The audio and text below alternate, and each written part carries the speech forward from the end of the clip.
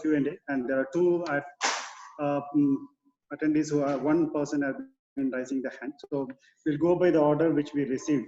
The first question, one question is been addressed to Ambassador Gautam Mukhopadhyay. The question is, China has utilized the neoliberal order to position itself as a formidable power within the international system. How do you see regional cooperation play out, given that neoliberal order seems to be wavering in the pandemic period? Sir, this question is for you. Would you like to take this, or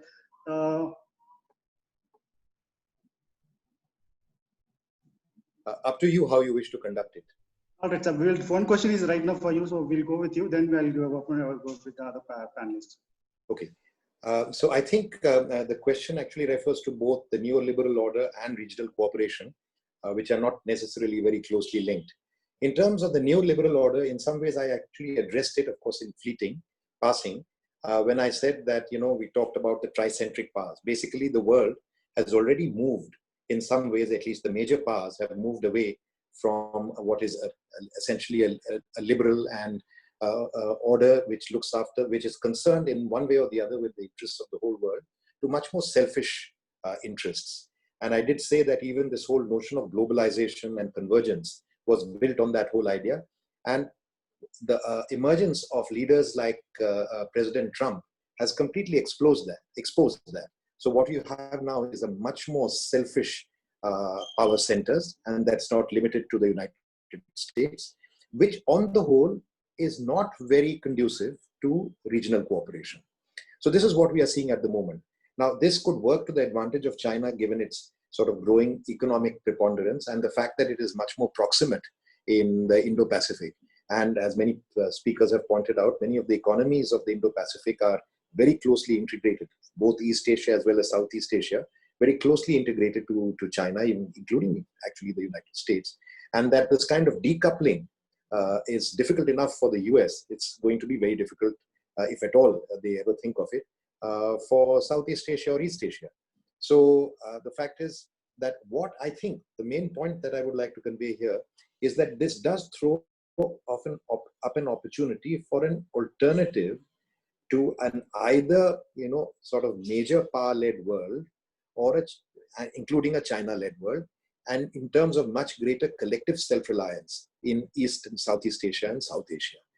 And I think that is what should be one area. The other factor that we have not factored in is the sheer unpredictability and the nature of the present US leadership. So that has complicated things. It's made the alliances very shaky and insecure. Everybody is guessing. Everybody needs hedges.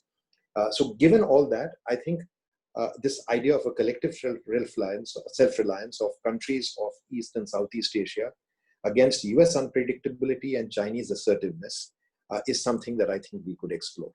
And regional cooperation would be a very strong part of that. Thank you. Next. Thank you, sir. There are 3 or 4 questions particularly asked to Dr. Panda. So Dr. Panda, these are the questions for you particularly. What are the areas India can showcase its leadership or lead in the present scenario in the Indo-Pacific? This is the one. The second one is, when you say China's policy in Indo-Pacific is more structural, could you elaborate on what you mean in terms of structural? Does structural change not mean reordering of power by focusing its policy on US? And the third one, what are the strategic interests of China involved in militarization process in Indian Ocean region? Thank you. So these are 3 particular questions right now for you. If there's a time, we'll take it up the later next set of questions. Over to you.